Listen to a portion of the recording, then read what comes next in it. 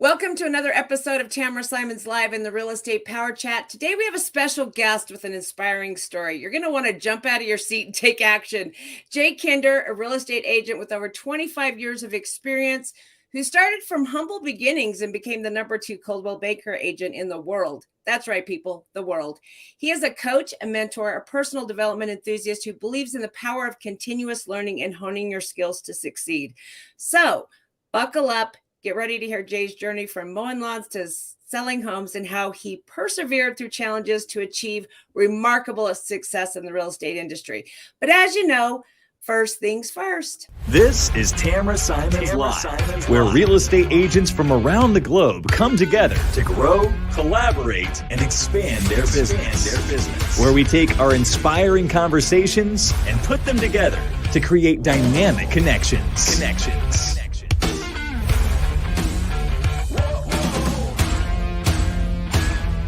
This is the Real Estate Power Chat.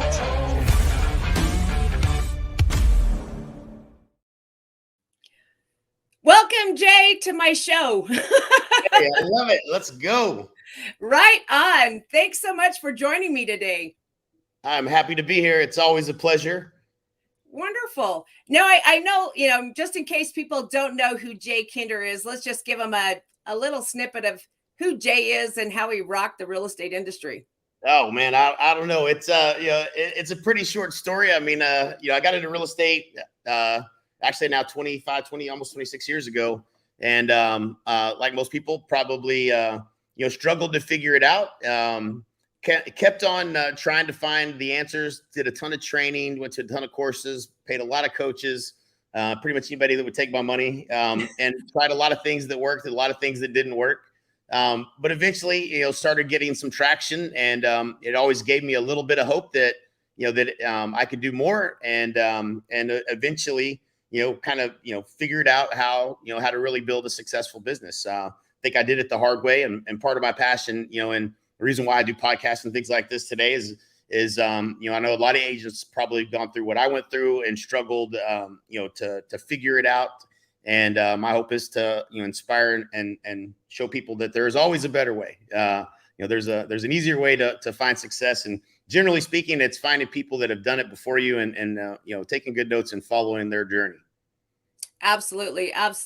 Now, what would you say? We're kind of going into this crazy market change, and everyone's kind of freaking out. High interest rates, low inventory. What would you say to a new agent that's just starting out there? What they should jump on board with right now?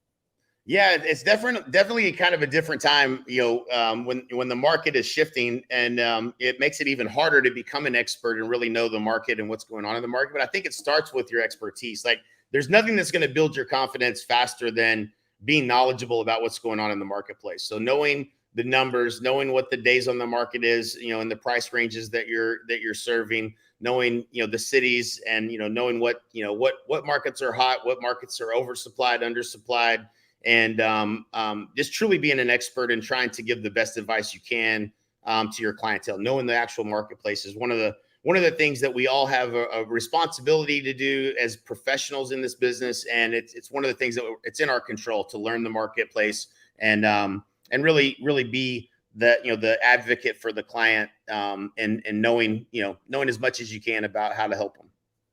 Right on. I 100% agree. Would you agree with, them diving in and getting a coach to help guide them through that? Yeah, I think a coach or a mentor is certainly, I think there's a lot of training. I think there's a lot of missing training in this industry as far as, you get your license, you take the test, you get licensed, and then it's like, now what? How do I get a customer, right? And so, unless you have a large sphere of influence, it's very difficult to kind of navigate what should I focus on? And so, I think, I was fortunate enough to have taken, several classes and courses and different things, and learned some strategies on, for sale by owners and expireds and things like that early in my career.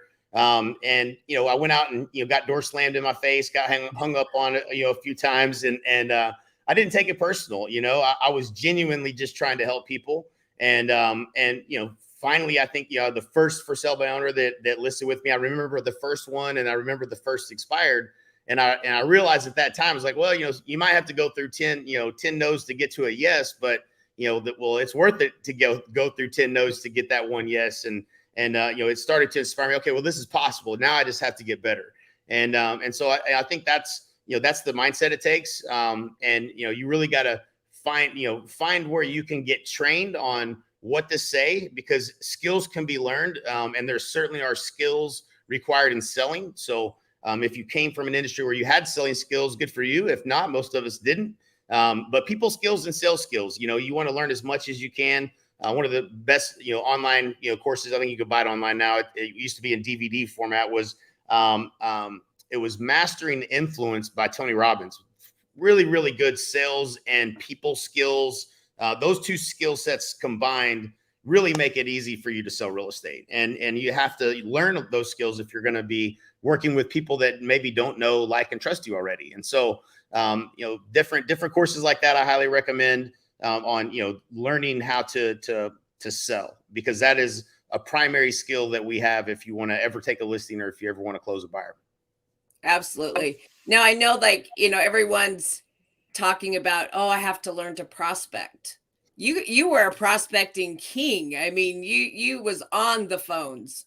Yeah. I mean, there was, it's funny, I went to this class that was, you may or may not have heard of him. This is definitely going to age me, but the guy's name was Roger Butcher. And he used to do these little classes in different cities. And, they sent these back in the day over the fax machine to, all the real estate offices. That's dating. But I think in Oklahoma, we used fax machines probably longer than most people. But anyways, that was a free way for them to market these classes. And my dad had seen one come through, and it was in Norman, which was a little ways from me. And I said, I'm going to go to it. So I go, and it's like a full day class, whatever, a couple $100. And I had never heard of a for sale by owner at the time. I had never even heard of it. I'd just gotten into real estate, didn't even know what it was. And I called my dad at the break, and I was like, are you mean to tell me that there are people that put signs in their yard that want to sell their house, and they don't even have an agent to help them sell it? And he's like, yeah, he didn't tell me that they didn't want to talk to agents. But me, I was like, man, I'm going to drive around. And one of the things that he said, and it always stuck with me, was never drive by a for sale by owner without writing down the phone number, ever. And so I don't care if I had a buyer in my car or what I was doing, I would back up and drive and write down the number, and I would call that for sale by owner. And the funny thing is they put their phone number on the sign. So they generally do answer the phone when you call. And if you get an opportunity, they pretty much will show the house to anybody, including you. So, it wasn't real hard to get an appointment with them. But then you had to figure out, well, what is my transition to how can I help them best? How can I help them even as a first sale by owner, or how could I help them whereas maybe they give up and they would list it with me, and then eventually kind of transition to really trying to go in and get an opportunity to earn their business, to have an opportunity to list the property. And so did that. I did that early on. That was something that worked for me, right? And then the expireds, they're easy to find. They were in the MLS. You pull them up every day, and there's somebody whose house didn't sell. That was somebody who was willing to pay a commission, and had obviously is probably 6 months behind on their schedule of what they would like to have accomplished. And so, those were it was good to learn, because anything else that you might do, it's not free, right? You got to spend money. And so I was learning how my sales skills, practicing on the free opportunities in the marketplace, instead of trying to spend money to generate deals, just to go out there and learn the hard way there. And so, I wasn't really, I'm not gonna say that I liked the phones, because I didn't necessarily like the phones and prospecting, but there's really only two ways to grow a business. One is prospecting, which anybody can do. And the other is marketing, and which requires an investment. But if you become a good marketer, you can learn how to generate, you can spend a few $100s in real estate and get a real estate transaction. And so those are two skills that, it took me a lifetime to learn. The sales skills came before the marketing skills. But I had the money because I was going out and getting that free business and getting listings, and it started generating deals.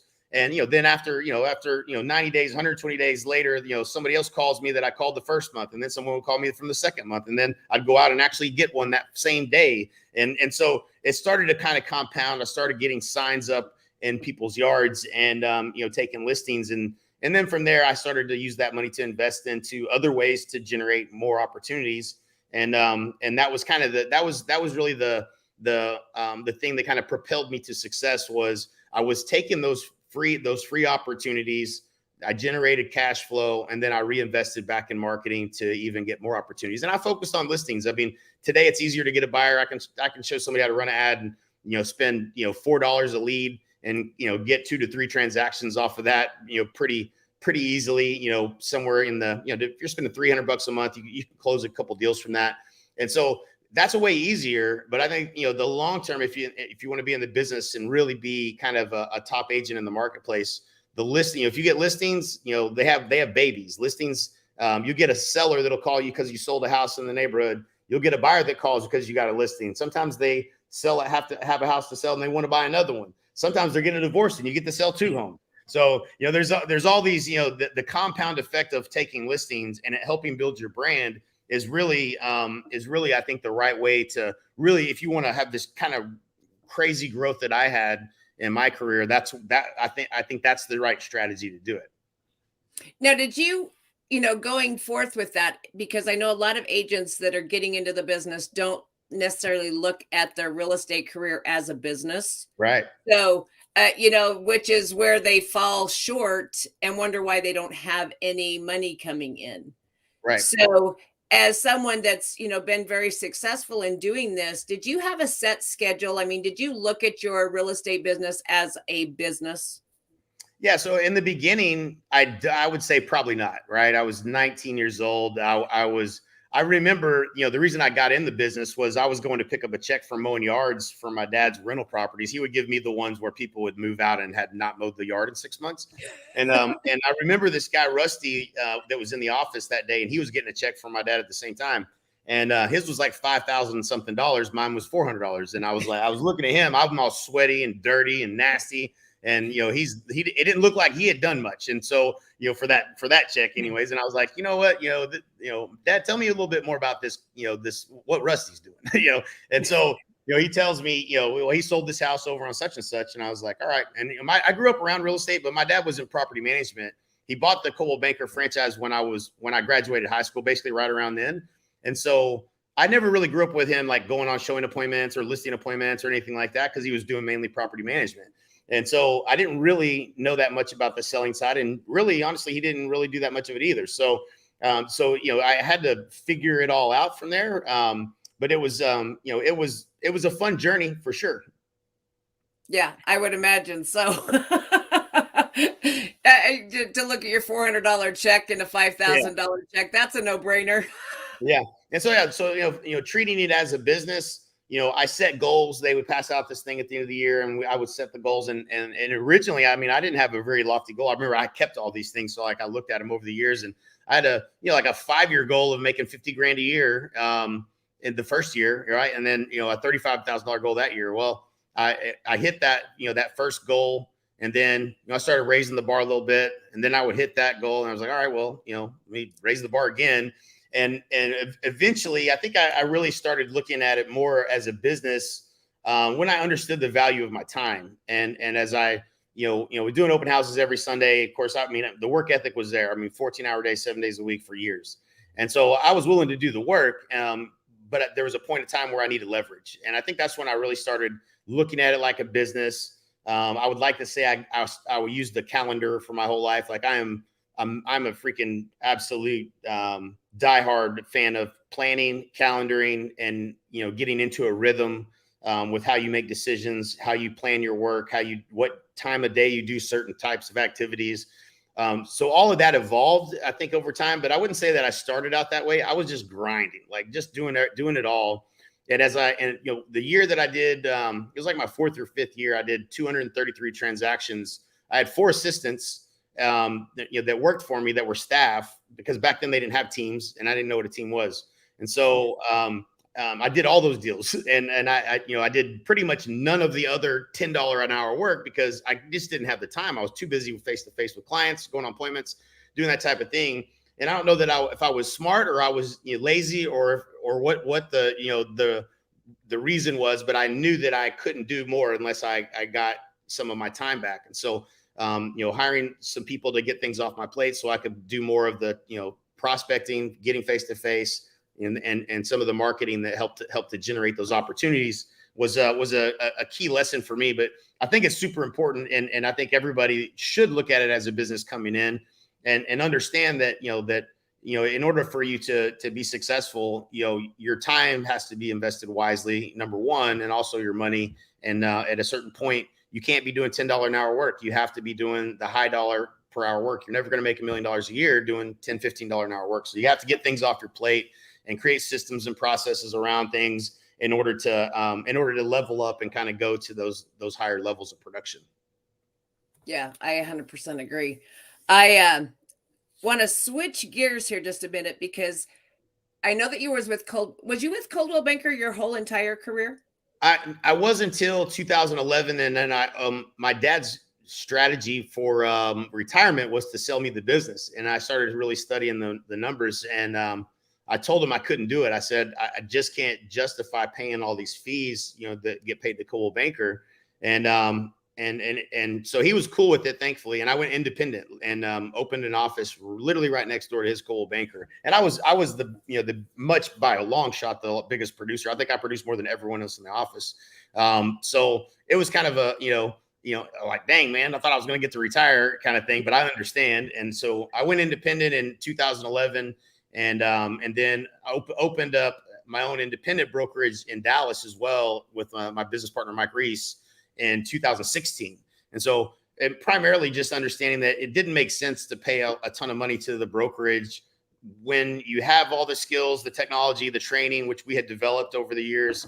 We didn't feel the need to pay anybody anything. And so that was the reason we went independent. Ultimately, it was just to save the money we were paying into Coldwell Banker. Gotcha. Now, what made you decide to switch from your own independent brokerage and make the move to EXP?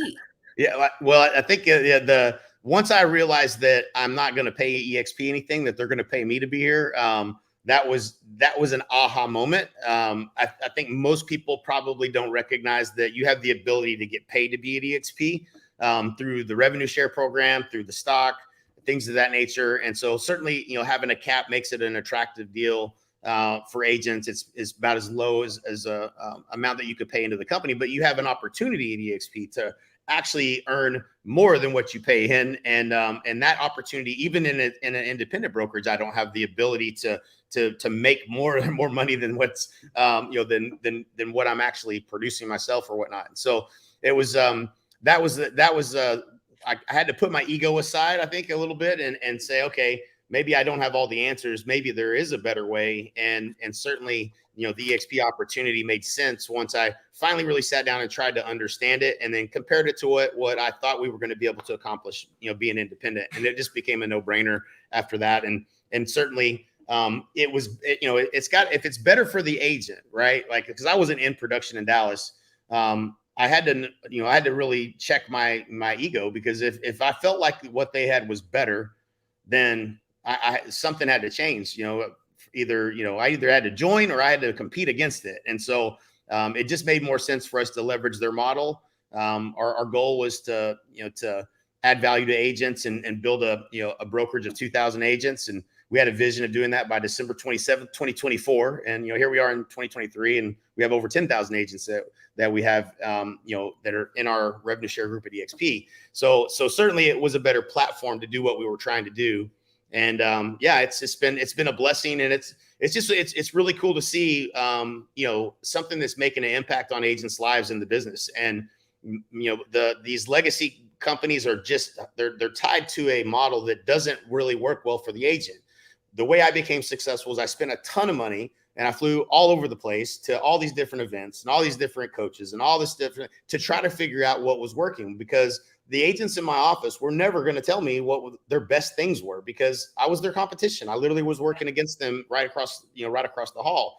And so you don't learn from your peers in your office, and that brick and mortar model is how most agents, they go around the office, they're either going to, a brokerage that's selling you all their coaching and training and then trying to make money from you. But there's not really anyone that's financially aligned to want to actually see you succeed, and meaning that if you do well, they do well.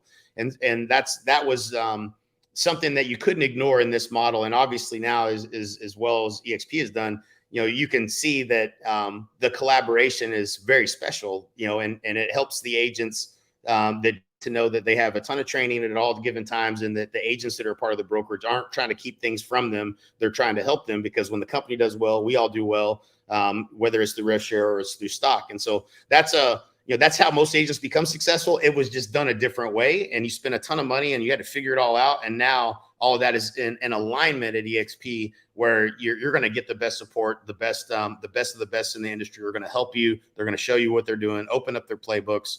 And, that environment is going to lend to a lot more agents being successful without the struggle. Absolutely. I know that was one of the biggest draws once I got here, was how everyone so freely gave of themselves. And you have the Honey Badger Nation group. Yep. And I mean, honestly, I've never felt more of an, a hand open here, let me lift you up the ladder. I mean, you just drop a question in there and everyone's, giving their, here, try this, do this. Yeah. And that's not, I mean, real estate's a competitive field, and that's Right. not something I was used to at all. No, yeah, it's not, it's just not the way it has been. Right. I mean, that's, and generally speaking, someone's always trying to sell you something, or, there's always an angle. Right. And so, just to be in a place where, you can tell it's genuine, and by the way, the people that generally are answering these questions are the top freaking people in the industry, like people that are doing, I mean, Veronica Figueroa does 2,000 something transactions in a year. I mean, you can learn a lot from somebody that's done that, at that level. There's really not a problem in real estate you could have that someone in our group couldn't help you solve. Right. And that, that's, it's nice to know that. And it's even nicer to know that they're willing to openly, give their time and share their best practices, and, give you what they're doing, so that you don't have to, figure it all out on your own. So it eliminates a lot of the brain damage of trying to solve problems. Absolutely. Absolutely. Now, what advice do you have for other agents that might consider joining EXP, or even that they're curious about joining this virtual brokerage? Sure. Yeah, I mean, I think it's really, unfortunately, it's really hard to understand what it is until you're right. And so it's easy to say, okay, yeah, well, I get it. It's, but I'm going to feel disconnected, or this or that, or the other. So I think having a conversation with someone that's in the company, someone that maybe, or certainly reach out to you if you're watching this podcast, and have a conversation, and have someone show you around and just show you kind of how things operate at EXP, and the access that you get, and the different trainings, and all the things that are going on. And I think that helps open the door to kind of where you can see, okay, this is different than what I have where I'm at. This is a different level of support, a different level of training, a different level of opportunity. And, be open-minded. I think everybody kind of falls in love with their colors of their brand, or their office manager, or their broker, or whatever. But really, you want to make sure that you're in the best vehicle to have success. And I don't think there's any question that EXP is a better vehicle. And if you disagree with that, then you might be missing something. So just be open-minded that you might be wrong, and at least investigate it. Absolutely. Now, who would you say EXP is not for? The agent that's only looking to do 2 or 3 deals a year. If you're not looking to try to grow, and you're just only wanting the cheapest place you can do 2 or 3 deals a year, then probably EXP is not for you.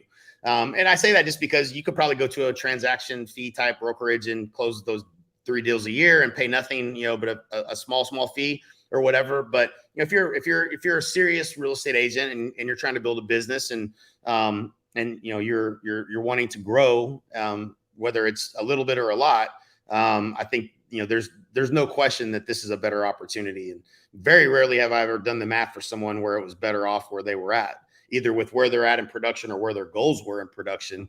I believe we can help any agent get to their production level they want to get to, if they're willing to do the work.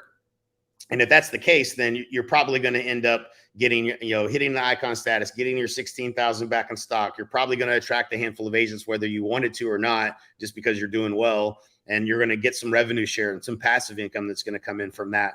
And so, those are just things that, over a 25-year career in the business, I can tell you, you don't get, when you have a good month or you have a bad month. And that's just how it is in real estate, unless you're DXP. You got stock on one side and you got revenue share that could be, covering some of the bills for you. And I think inherently most agents think, well, I'm not a recruiter, or I don't want to recruit. But we all have friends in the business, and we all know people that are trying to grow and are unhappy where they're at, whether we're focusing on that or not. And this is just a good way to leverage a business model that compensates you for helping the company grow.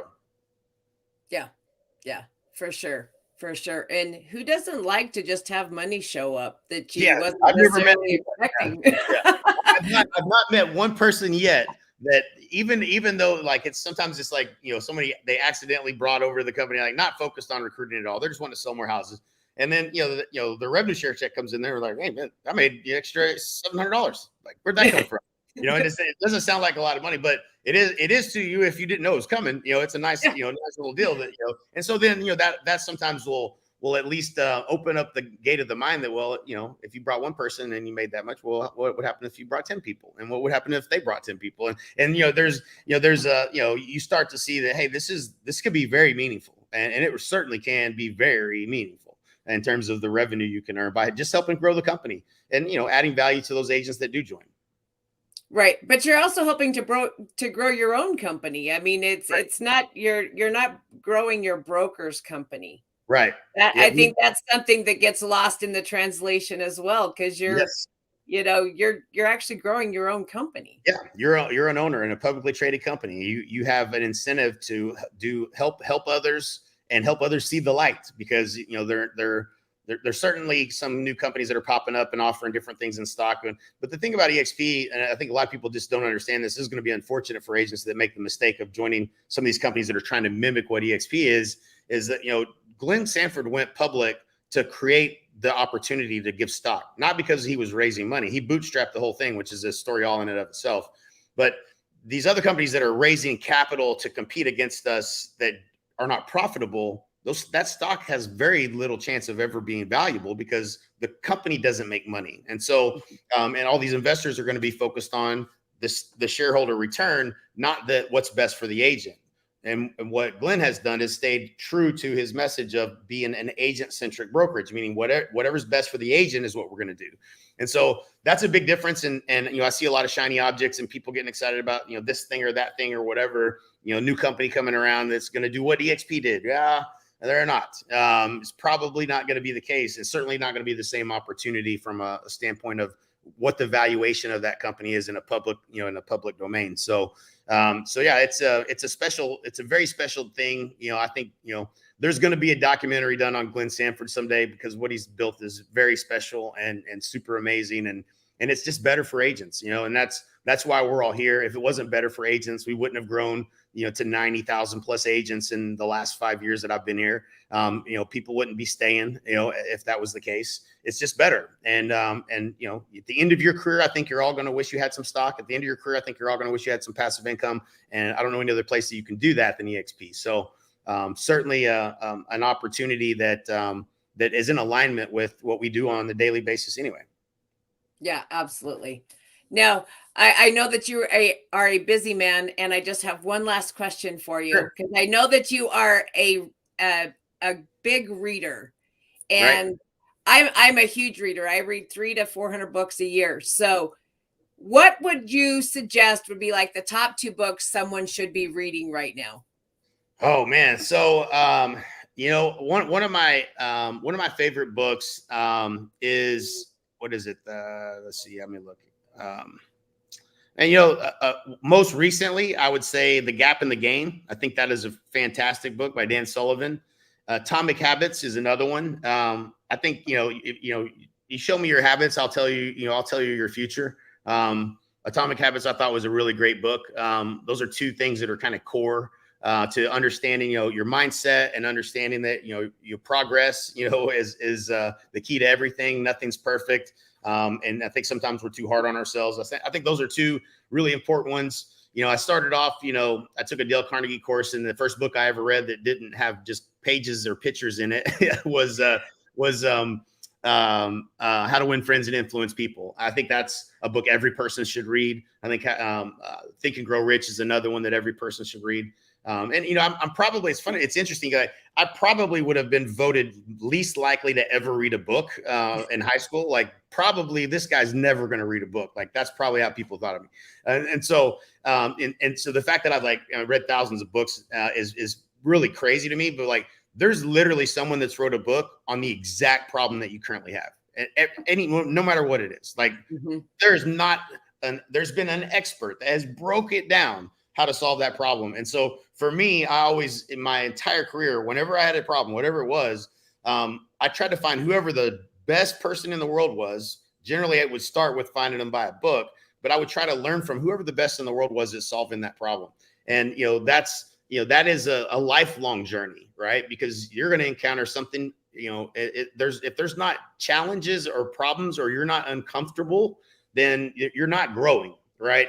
And so, if you're in a place where you're really comfortable, and then maybe you're not being challenged. And so I would challenge you to move into, step into the darkness and challenge yourself more so you can grow more, because that's really, it's super fulfilling. And in this business, there's a ton of things to learn, right? You can learn a lot for a long, long time and never have learned it all. So, and that's true with all of life. But yeah, I think those are some of the key books. I think, industry specific, books that I would, the people that I would follow are, in marketing, I would follow Dan Kennedy, Jay Abraham, or two of the best in the world. Frank Kern's another one. Those are for learning how to spend money in marketing and get a return on that investment. I think those are some of the best. Those are people that changed my life, and certainly, and helped me to learn how to, turn nickels into dollars, through marketing. But yeah, those are some of the books that I would probably point to for sure. But yeah, that's what I would stick with. I got lots more I could probably rattle off. Well, I appreciate you putting those out there. I have to say, you actually hooked me up with, looking into Jay Abraham. And I actually did a workshop here just a week or so ago with Jay. Mind blown. Yeah. The man is absolutely phenomenal. Yeah, he's absolutely incredible. And, he resonated with me. I remember, and we had a very high level of success. But sometimes when you meet somebody, you just know that you need them in your life. And his beliefs system around, everybody needs a good coach. I mean, I can't tell you how much it doesn't matter what I'm doing, or my kids are doing, even, like, I'm getting them a coach. Like, I know that you can't see the label from inside the jar. And so there's always something missing. There's always someone that can help you get more out of what you're capable of doing. And so, when I met Coach Burt, man, I was squirming in my seat, man. He's talking to me right now. Like, I know I need a coach. And yeah, so I'm glad that you got connected with him and got to experience that. He's made a huge difference in a lot of people's lives, both in our industry and outside of our industry. But what a great human being to have the access to and be able to bring that to your city is obviously very commendable of you to do that. So good job. Yeah. Well, thank you. Well, I appreciate you, and I appreciate you taking the time. I have wanted you on here for quite some time, and anytime I can access Jay Kinder, I'm going to go for it. So love it. Yeah. Well, hey, you are a wealth of knowledge, and so I always learn something. It never fails. Well, Tamra, it's been a pleasure jumping on with you here today. I'm certainly happy that you had me on, and it's a great podcast. And for all you guys listening, man, reach out to Tamra. She can help you with your business. She can help you get to that next level. She's a wealth of knowledge, and she's an amazing human being, and you would love to have her in your life. So if you've been watching and listening and haven't reached out, you should reach out to her and have a conversation. Thanks so much, Jay.